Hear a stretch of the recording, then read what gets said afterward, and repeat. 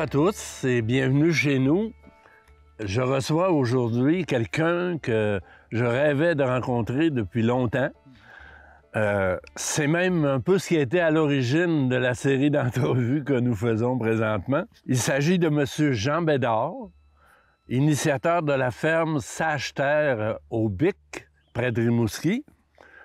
C'est à la fois un scientifique, un romancier, un philosophe, un mystique même, je dirais, un paysan cultivé peut-être, comme disait mon ex-beau-père.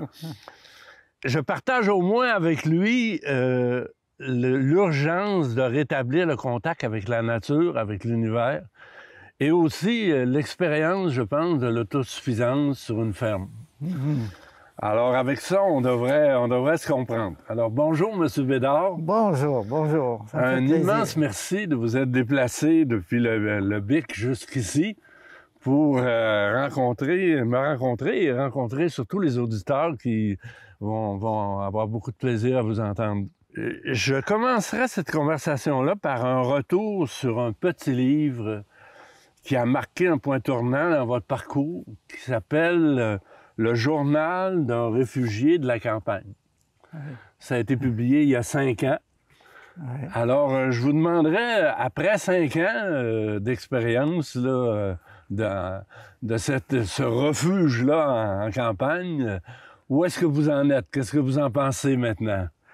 Oh, il y a eu un cheminement assez impressionnant durant ces 5 dernières années, parce que la ferme est maintenant pérennisée. Notre ferme Sage-Terre est maintenant une fiducie d'utilité sociale agricole, une démarche qui a été préparée de longue date, mais qui a pris à peu près ces 5 années-là pour se réaliser complètement. Parce que c'est tout de même assez complexe de pérenniser une mission. C'est-à-dire que nous, on voulait donner la chance à beaucoup de jeunes d'avoir des petits projets agricoles. Mais pour ça, il faut pouvoir pérenniser l'installation. Parce que si vous voulez faire un verger quelque part, vous ne voulez pas louer un coin puis que le propriétaire meure ou disparaisse ou prenne sa retraite et puis là, vous allez faire quoi avec vos arbres? Les ramener chez vous? T'sais? Et donc, il fallait extraire la ferme de la propriété, tout simplement. Du circuit des ventes. Du circuit de la propriété et de la donner à une mission. C'est un travail très complexe du point de vue légal, mais ça donne des résultats extraordinaires. Il ne faut pas oublier qu'au Québec, les terres ne sont pas protégées comme on pourrait le croire. Ils sont donnés à pâture à l'industrie agricole. Un agriculteur peut détruire son sol et puis il n'y aura pas de compte à rendre à personne en autant qu'il produit de la nourriture.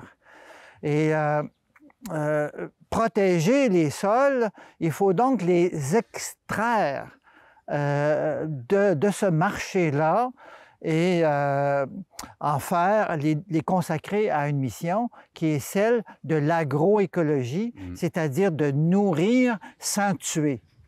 Il y a même des gens actuellement qui proposent qu'on fasse la même chose pour l'ensemble des terres cultivables, qu'elles deviennent un bien qui appartient à la collectivité. Exactement, exactement. Une FUSA permet ça parce que, dans le fond, le bénéficiaire général de notre ferme, maintenant, c'est la population du Québec. C'est comme une sorte de parc agricole.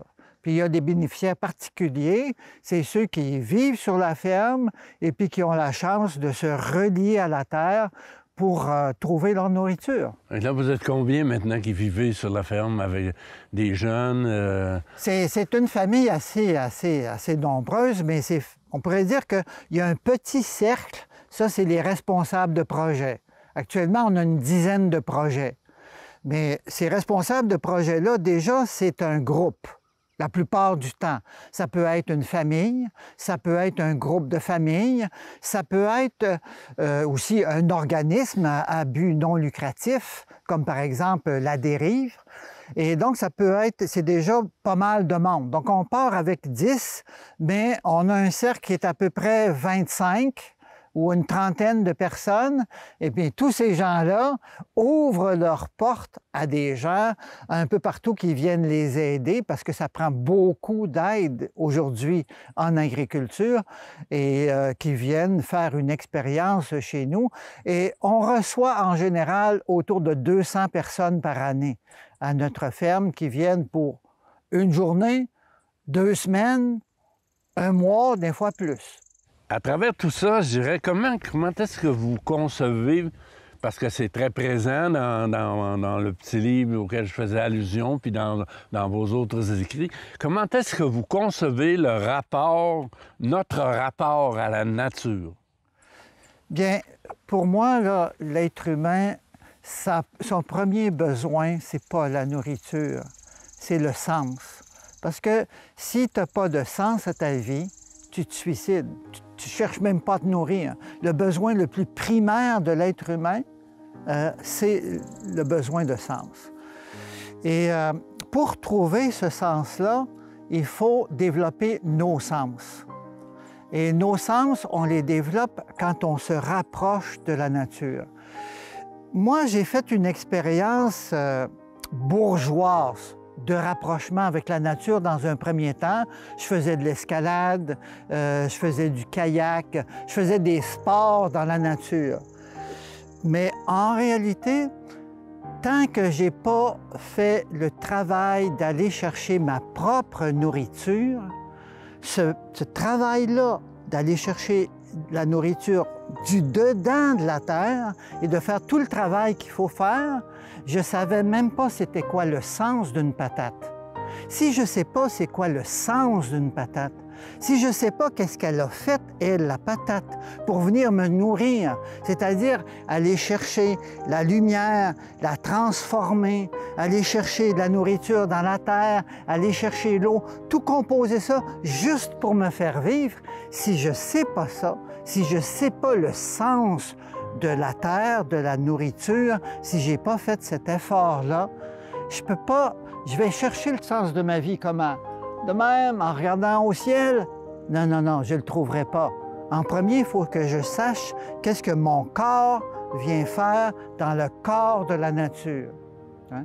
Et pour moi, ouvrir une ferme à une expérience de s'approcher de l'acte de fabriquer sa nourriture, c'est très, très important parce que là, on commence à sentir les choses. Il y a un petit enfant qui vient à la ferme, puis qu'on lui fait visiter le poulailler. Hein? Et puis là, il dit, « Pourquoi vous mettez les œufs en dessous des poules? Les poules, ils vont casser les œufs. » Vous voyez, comment cet enfant-là peut-il trouver le sens de la vie? Si on ne trouve pas le sens de la vie, comment on fait pour trouver le sens de notre vie? On cherche où? Dans le ciel? Non, non, il faut chercher sur terre. C'est la nature porteuse de sens. Quelle place, à ce moment-là, occupe pour vous, dans ce concept-là de la nature, l'idée de Dieu, l'idée du sacré, l'idée de la spiritualité? Parce que ça a été traditionnellement dans l'histoire, ça a été des choses très, très liées, tu sais. Oui. Pour moi, l'expérience première, je dirais, quand je suis arrivé à la ferme, je voulais me briser en moi quelque chose qui est en train de survenir. J'avais eu un peu de succès avec un roman qui s'appelle Maître Écart.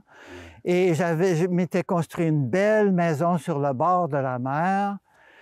Et j'étais en train de m'embourgeoiser, ce qui pour moi, dans mon expérience, était une sorte de lèpre de l'âme. J'étais en train de mourir de confort. Et c'est là que j'ai décidé d'acheter une ferme et avec mon épouse, et puis de prendre le sentier, si on pourrait dire, de la terre. de me rapprocher de la terre. Et là, la première, c'était parmi mes premières, j'avais déjà fait des expériences un peu de petit jardin, mais faire un grand jardin, faire un grand potager, s'occuper d'une ferme, c'est tout autre chose.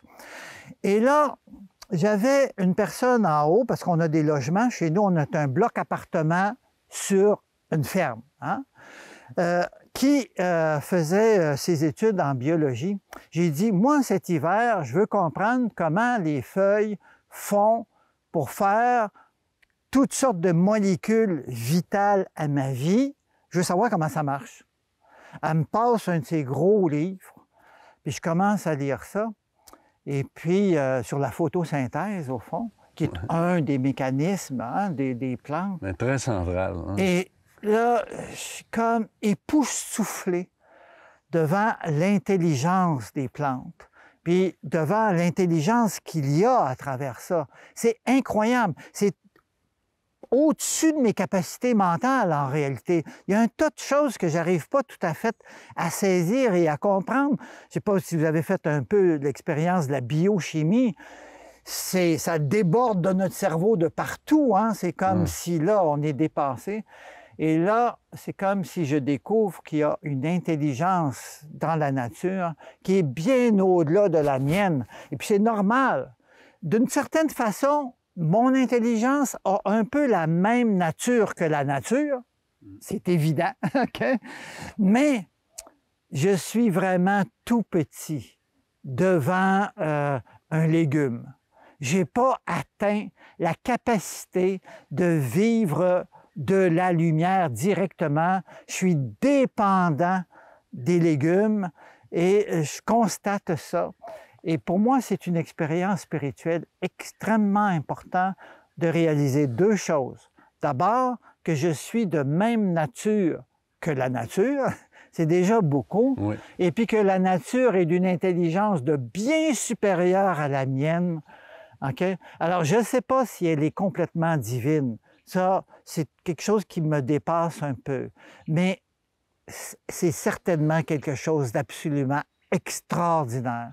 C'est quelque chose qui est fantastique. Quand on regarde les arbres, quand on regarde la végétation, quand on regarde ce qui nous entoure, on est dépassé puis on se dit, mon Dieu, que c'est beau. Toute la nature est un acte de beauté pure. Et je suis porté actuellement, avec mes 73 ans, à lui faire confiance. J'ai moins peur de lui confier et mon corps dans la terre et mon esprit. Hein? De lui donner mon esprit et de lui donner mon corps. J'ai beaucoup moins peur. J'ai beaucoup plus confiance. Je me dis, c'est tellement beau que non, ça va m'accueillir comme du monde. C'est un peu votre définition, d'ailleurs, de la spiritualité, hein, quelque chose qui nous dépasse. Je ne me souviens pas des mots exacts, là, mais je trouvais ça très important parce que c'est un mot qui est galvaudé beaucoup, la spiritualité, actuellement. Oui. Comment vous définissez la spiritualité? Bien, au fond, c'est très simple. C'est que quand je pense que je comprends un processus comme la photosynthèse, quand j'ai cette prétention-là d'avoir tout saisi l'intelligence d'une plante, je ne suis certainement pas dans le monde de la spiritualité. Cette forme de matérialisme-là, de se sentir au-dessus de la nature et non pas dedans elle, c'est une prétention atroce. Actuellement, est en train de nous tuer. Parce que c'est cette prétention-là qui fait qu'on fait n'importe quoi avec la nature, y compris la tuer.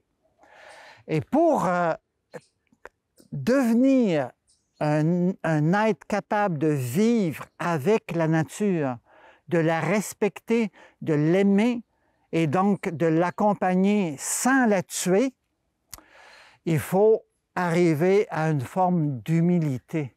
Et cette humilité-là, c'est de se sentir... C'est pas un acte d'humilité, c'est juste, au fond, là, un acte d'intelligence, de réaliser que tout ça, ça me dépasse. De reconnaissance.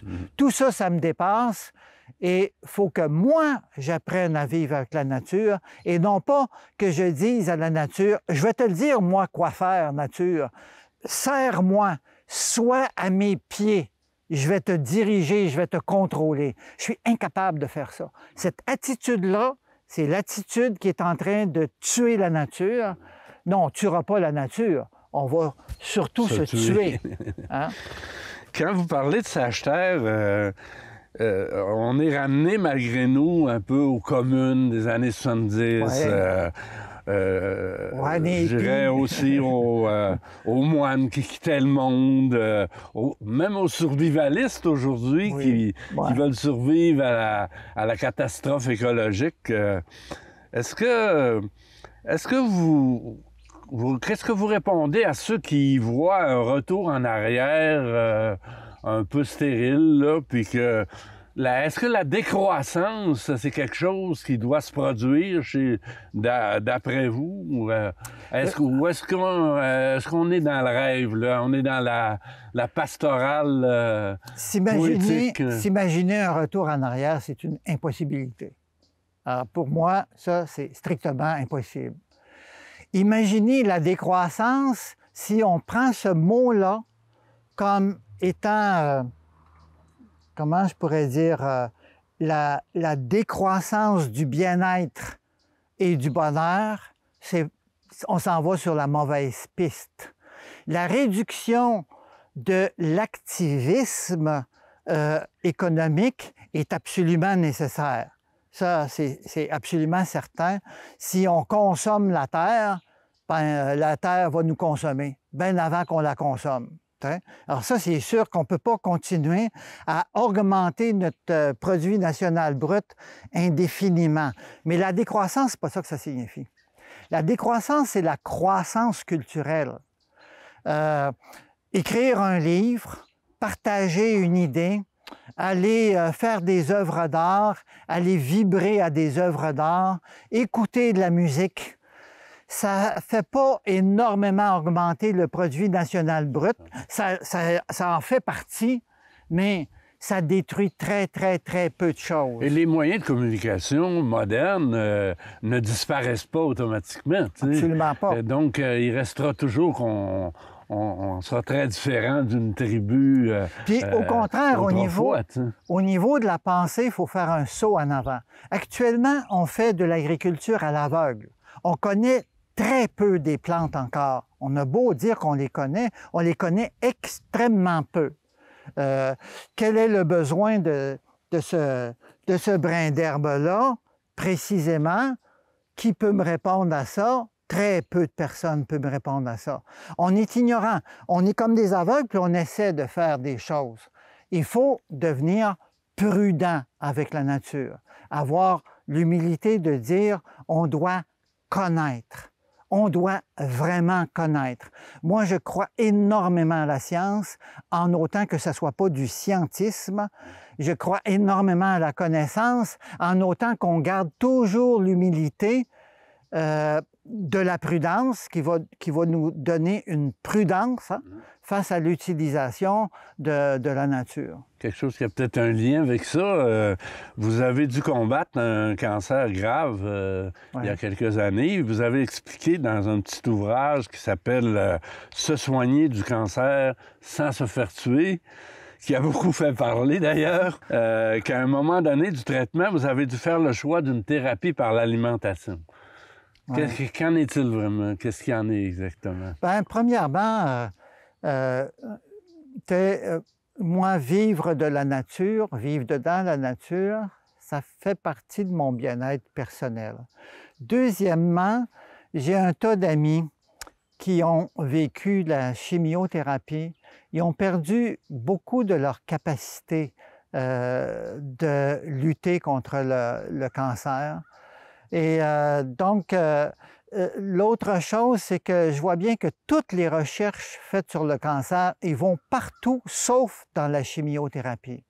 Il n'y a plus de recherche qui se fait là, parce que les pistes nouvelles vers le cancer, c'est tous des pistes pour ajuster notre système immunitaire. La question, c'est pourquoi est-ce que notre système immunitaire, à un moment donné, est plus capable de combattre le cancer? Et donc, tout ça m'a amené à dire, bon, moi, je veux vivre en santé le plus longtemps. Pas vivre le plus longtemps. Pas ça que je veux. Je veux pouvoir écrire, continuer mon jardin, continuer la ferme, continuer ma vie le plus longtemps possible, le plus en forme possible. Et c'est pour ça que j'ai pris un régime alimentaire exigeant, mais au fond très simple, qui consiste à manger puis à boire des légumes, à boire mes légumes, puis à manger avec tout de même beaucoup d'attention et beaucoup d'équilibre. Il faut être très prudent là-dedans. Très accompagné aussi par des personnes compétentes pour m'aider là-dedans. Et j'étais tout à fait d'accord de mourir en autant que je meurs en santé. Bien, les résultats ont quand même été en pleine forme. Assez bons, oui. Bien, je suis au bout de presque 5 ans. Là, on ne me donnait pas cher de mon avenir. Tout de même, j'avais un cancer très sévère, métastasique. Et puis, je suis encore là présentement. Puis, j'ai jamais arrêté d'écrire. J'ai eu 2 graves opérations, mais au bout de 10 jours, j'étais en pleine forme, j'étais devant mon ordinateur et je continuais. J'ai écrit un assez gros roman sur la route des grandes sagesses durant toute cette période de convalescence. On aurait pu en parler longuement, ça. Oui.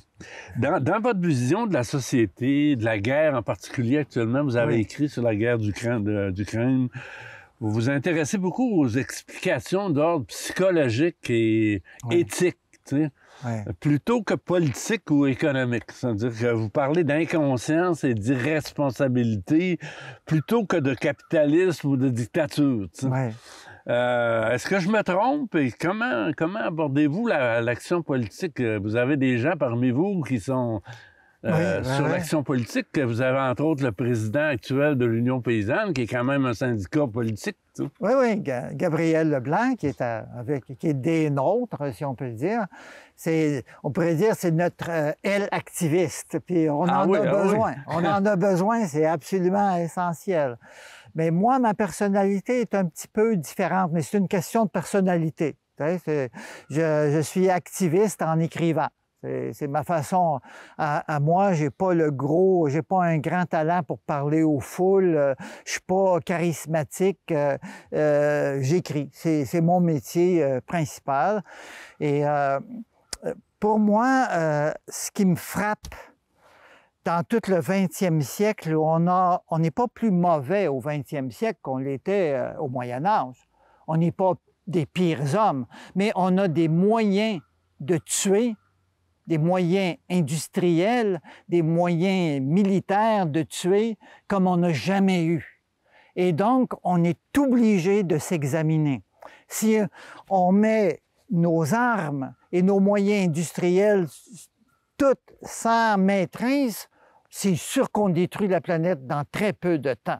On est obligé d'apprendre à maîtriser nos instruments de pouvoir. On n'a jamais fait ça. Jamais. À chaque fois qu'on a eu des instruments de pouvoir, on les a utilisés au maximum. On ne peut plus faire ça. La technologie nous rend ça impossible. On est obligé de maîtriser notre technologie.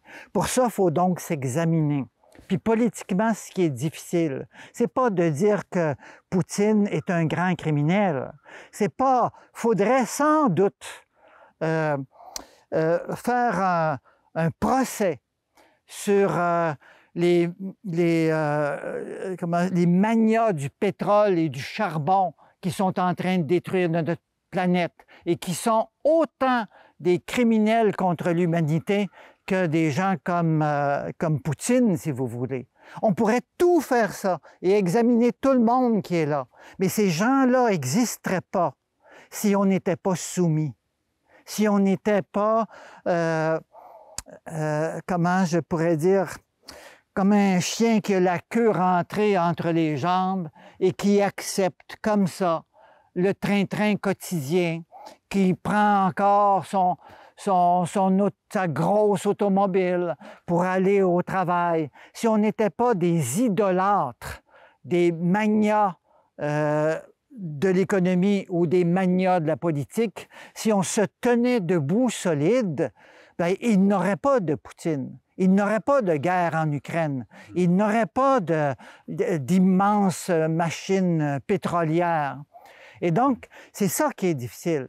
Personne ne veut accepter de se regarder lui-même dans sa complicité avec ce drame que nous vivons actuellement. En terminant, parce qu'on achève déjà, j'aimerais ça que vous nous parliez de la beauté.